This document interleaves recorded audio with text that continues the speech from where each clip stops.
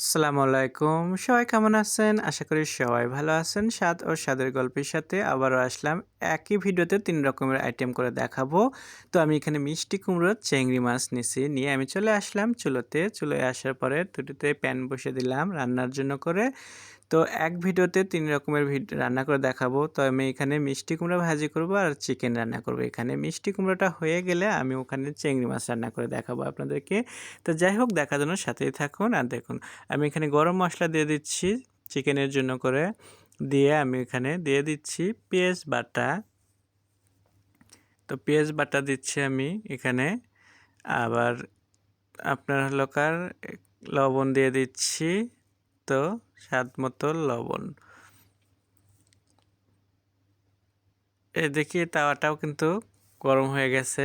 এখানেও কিন্তু আমি মিষ্টি কুমড়াটা আগে থেকে মেখে রাখছিলাম। একটু লবণ, হলুদ আর মরিচ গুঁড়ো। এখানে একটু আদা রসুন বাটা খাই আমরা, সেজন্য আদা রসুন বাটা দিচ্ছি। তো মিষ্টি কুমড়াটা আমি এখানে এখন গরম তেলের মধ্যে দিয়ে দিচ্ছি। দিয়ে আমি এটাকে এখন ঢাকনা দিয়ে একটু রেখে দেবো কিছুক্ষণ। বেশ কিছুক্ষণ ঢাকনা দেওয়ার পরে, তো ঢাকনাটা তোলার পরে আমি এখানে এটাকে উল্টে দেব। আমার কিন্তু একবারেই কিন্তু আমার সুন্দরভাবে সিদ্ধ হয়ে গেছে, কালারটাও এসে গেছে মিষ্টি কুমড়োর। তো এইভাবে উল্টে পাল্টে মিষ্টি কুমড়ো ভাজি করে নেব। বেশি একটা সময় লাগবে না, যেহেতু মিষ্টি কুমড়ো আমার আগেই হয়ে যাবে ২-৩ মিনিটে। আর ওইদিকে আমার পেঁয়াজ, চিকেনের জন্য যে পেঁয়াজের একটা ভাজতেছি দেখতেই পারছেন, ওটা একটু টাইম লাগবেই। তো পেঁয়াজের পানি ছাড়ে এর জন্য করে। তো পেঁয়াজটাকেও আমি ভালোভাবে একটু ভেজে নিচ্ছি ওই পাশে। আর মিষ্টি কুমড়োটা আমি আবারও একটু ঢাকনা দিয়ে দিলাম। দেখবেন যে পরে ২ মিনিটে আমার হয়ে যাবে। তো ওখানে পেঁয়াজটাও ভাজা হয়ে গেল। ভাজা হয়ে গেলে এখন আমি ওখানে দিয়ে দিচ্ছি রসুন বাটা পরিমাণ মতো আমি চিকেনের জন্য করে। তো রসুন বাটা দিয়ে দিচ্ছি, দিয়ে দিচ্ছি সাথে আদা বাটা। তো এইভাবে আপনারা বাসায় রান্না করে দেখবেন যে খুবই সহজভাবে আপনারা খুব মজা করে রান্না করতে পারবেন। তো আদা রসুন বাটা দেওয়ার পরে পেঁয়াজটাকে আমি একটু নাড়াচাড়া দিয়ে দিচ্ছি যে কোনোভাবে যেন পেঁয়াজটাকে পুড়ে না যায় সেজন্য করে। সাথে দিয়ে দিচ্ছি স্বাদ মতো হলুদ পাউডার, কালারটাও সুন্দর আসার জন্য করে। আর দিয়ে দিচ্ছি মরিচ পাউডার। তো মরিচ পাউডারটা দেওয়ার পরে এখন আমি পেস্ট সাথে আবারও একটু নাড়াচাড়া দিয়ে নিচ্ছি। আর মশলাটাকে কষানোর জন্য করে আমি দিয়ে দিচ্ছি পানি। তো অবশ্যই পানিটা আমার আজকে নর্মাল পানি। তো যাই হোক, এইদিকে মিষ্টি কুমড়ো ভাজিটা আমার খুব সুন্দর একদম কালার এসে গেছে। আমি এটাকে এখন তুলে নেব। তুলে নিয়ে আমি এখন দেখাবো আপনাদেরকে, এখানেই আমি চিংড়ি মাছ ভুনা করব। তো আমার হয়ে গেল ৩টা আইটেমের একটা আইটেম। তো এই ২টা আইটেমই কিন্তু একদম সহজ, মনে করেন অল্প সময়ে হয়ে যাবে চিংড়ি মাছ আর মিষ্টি কুমড়া ভাজি। সেজন্য করে আমি একটাতে এটা করছি। আর মুড়ো চিকেন রান্নার জন্য একটু সময় লাগবে। তো এখানে আমি চিংড়ি মাছে নিলাম আর এখানে দিয়ে দিচ্ছি পেঁয়াজ বাটা। তো এখানে পেঁয়াজ বাটাটা দেওয়ার পরে পেঁয়াজটাকে আমি এখন এটাকে নাড়াচাড়া দিতে হবে। এখানে কিন্তু একই সাথে আমি দিয়ে দিচ্ছি একটু আদা রসুন বাটা দিয়ে দেব।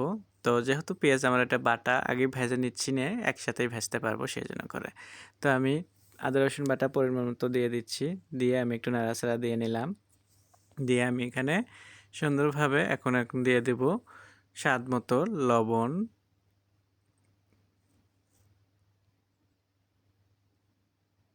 লবণ দেওয়ার পরে আমি আবার একটু নাড়াচাড়া দিলাম। ওই দেখি চিকেনের আমি গ্রেভিটা তৈরি হয়ে গেছিলো, তো চিকেনটাও আমি দিয়ে দিলাম ওখানে। দিয়ে আমি করতেছি এখানে এখন দিয়ে দিচ্ছি একটু হলুদ, মরিচ পাউডার। এখানে দেখতেই পাচ্ছেন এটা হলো চিংড়ি মাছের জন্য করে। তো দিয়ে আমি এখানে আবারও একটু নাড়াচাড়া দিচ্ছি। দিলে পরে এখানে মশলাটা কষানোর জন্য করে আমি দিয়ে দিচ্ছি এখানে গরম পানি। তো গরম পানিটা আমি দিয়ে দিচ্ছি। দিয়ে আমি বেশ কিছুক্ষণ ধরে চিংড়ি মাছের এই মশলাটাকে আমি একটু ইয়ে করে নেব, কষায় নেব। আর ওইদিকে কিন্তু চিকেনও কিন্তু অলরেডি আমার দেওয়া হয়ে গেছে গ্রেভিতে। তো চিকেনটাও কিন্তু আমার রান্না হচ্ছে, জানেন তো চিকেনটা একটু সময় লাগবে। তো যাই হোক, চিকেনটাকেও আমি ওখানে গ্রেভির সাথে দেওয়ার পরে নাড়াচাড়া দিয়ে নিচ্ছি ওখানে। আর এখানে চিংড়ি মাছের এটাও কিন্তু আমার হয়ে গেছে। তো আমি এখন দিয়ে দিচ্ছি টমেটো। তো টমেটো আর সাথে ছিল কাঁচামরিচ, এটাকে আমি একটু গ্রেভির সাথে দিয়ে দিলাম। দিয়ে আমি টমেটোটাও ভালোভাবে একটু যেন সিদ্ধ হয়, মাখা মাখা হয়, সেই জন্য করে আমি আগে দিয়ে দিলাম। অনেক সময় আমরা টমেটোটা চিংড়ি মাছ হওয়ার শেষে দিই। তো অনেক সময় এক সময় আমি একভাবে রান্না করে দেখি, আমার কাছে খুবই ভালো স্বাদ লাগে। তো যাই হোক, আমি চিকেনটাও মাঝে মাঝে কিন্তু নাড়া দিচ্ছি এখানে, একেবারে যে চিকেনটাকে নাড়া দিচ্ছি না তা না। এখন আমি এখানে দিয়ে দিচ্ছি চিংড়ি মাছ। তো চিংড়ি মাছটা দেওয়ার পরে টমেটোর সাথে আমি সুন্দরভাবে আবারও মিশিয়ে নিচ্ছিলাম এভাবে। তো মিশিয়ে নেওয়ার পরে দেখতেই পারছেন চিংড়ি মাছ ভুনো, আজকে চিকেন, মিষ্টি কুমড়া ভাজি এগুলো কিন্তু আমাদের থাকতেছে সিয়ারির জন্য করে। তো আমি চিংড়ি মাছটা যখন কষানো হয়ে গেল তখন আমি এখানে রান্নার জন্য করে একটু দিয়ে দিচ্ছি গরম পানি, যেহেতু একটু মাখা মাখা একটু হবে, একেবারে শুকনোও করবো না একেবারে ঝোলও করবো না, সেই জন্য করে আমি একটু পানি দিয়ে দিলাম এখানে। দিয়ে আমি এটাকে এখন আমি সুন্দরভাবে একটু রান্না করে নেব ঢাকনা দিয়ে। তো এদিকেও কিন্তু আমার চিকেনটাও কিন্তু মোটামুটি মাশাআল্লাহ হয়ে গেছে। চিকেন তো যাই হোক আমার ২ টা রান্নাই হয়ে গেল। নামানোর আগ দিয়ে আমি এখানে দিয়ে দিচ্ছি ধনের পাতা। ওইদিকে চিকেনটাও কিন্তু আমার মজার একদম হয়ে গেছে। তো ধনের পাতা দেওয়ার পরে আমি এখন আপনাদেরকে এটা নাড়াচাড়া দিয়েছি। দিয়ে আমি এখন দেখাবো আপনাদেরকে সুন্দরভাবে এগুলো পরিবেশন করে। তো যাই হোক আমার এখন রান্নাবান্না ২ টি হয়ে গেল। এখন চুলাটাকে আমি অফ করে দেব। তো আপনাদের কাছে কেমন লাগলো সেটা অবশ্যই আপনারা কমেন্টের মাধ্যমে জানাবেন। আর হয়ে গেছে আমার মিষ্টি কুমড়া ভাজি, চিংড়ি মাছ। আশা করি ভালো লাগবে।